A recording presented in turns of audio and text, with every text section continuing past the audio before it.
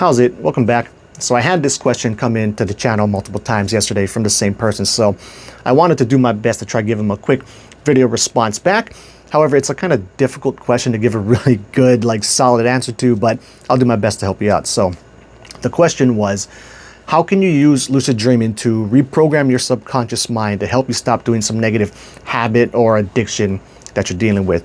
And so this isn't so much on the reprogramming front, but this is a way that you could use lucid dreams to help you make this positive change. Because, when it comes to dreams in general, but I guess in this case specifically lucid dreams, they definitely have the potential to give you some super meaningful insight or this really powerful experience that can give you the motivation you need to go ahead and make this positive change in your waking life. However, to come across those kinds of experiences, at least in my personal practice, it's pretty damn rare. So it's not something that I would rely upon, but it could be like another tool in your tool bag to go ahead and try and make these positive changes in your life. So the place I would start, and I would put most of my attention on this first step, is trying to craft the perfect question. Really put a lot of effort in trying to get this perfect question crafted that you want to go ahead and ask, next time you're lucid within a dream. Something else I would do too before even posing that question within the dream would be to do some dream stabilization techniques to get the dream as solid and as stable as possible before you go ahead and ask it. And then as far as how you ask it, it kind of doesn't matter. You could just shout it out to the sky and see if you get a reply. You could ask a dream character, although you could kind of ask any dream character and see what their response would be, but different dream characters I would imagine would probably give you different types of answers. But probably the best type of dream character to ask would be some kind of dream character that stands out for one reason or another. If you're good at conjuring up specific types of dream characters, conjure up a monk or a teacher or a god or something, and then ask that question to that type of person, you probably would get a better answer out of them.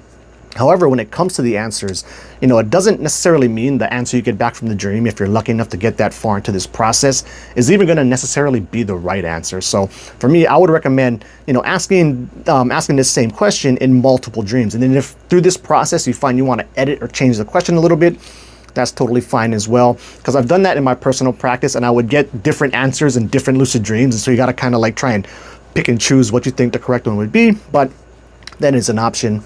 Another thing you can try that doesn't involve you being lucid is you can just dream incubate that question or a similar type of question about whatever it is that you're dealing with, and then just watch your dreams throughout that night, dream journal the next morning, and then search through them for potential answers to your questions. One simple way that I've kind of messed around with this is I'll ask, the dream, or I'll dream incubate this question: what would my life be like if I didn't stop doing whatever it is I'm trying to stop? And then, what would my life look like if I did? And then I guess kind of depending if you're more negative outcome avoidance motivated, or if you're more positive outcome motivated, can kind of dictate, which way you want to take that question. But that's something you can try.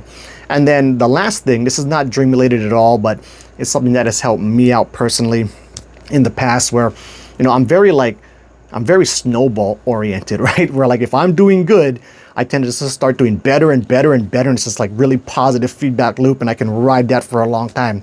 But then on the flip side of that, if I start doing bad, it can spiral out of control like super duper fast. So with that in mind, the real trick here is trying to get that positive snowball rolling. So a simple way I would like to do that is I'll just teach my offhand how to do things, right? So I'm right-handed, so I'll be okay, I'm gonna learn how to brush my teeth with my left hand. You can even put a little sticky note by your toothbrush so you remember to actually do that when you are brushing your teeth. Learning how to write with your left hand, right?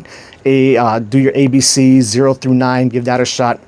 Or the funnest one is learning how to throw with your left hand, so just get a tennis ball, find a wall, and start chucking that shit at it until you figure it out. So that's been a fun one, just to kind of, get that positive, okay, I can brush my teeth now. I can't write very good, but, I'm getting a little bit better. I can write with my left hand. Oh, I can throw with my left hand. And then you can kind of just roll that into, okay, and now I'm going to quit smoking, right? And you can try to give that a shot. But anyway, hope that helps. Thanks for the question. And until the next video, keep your dream practice legit.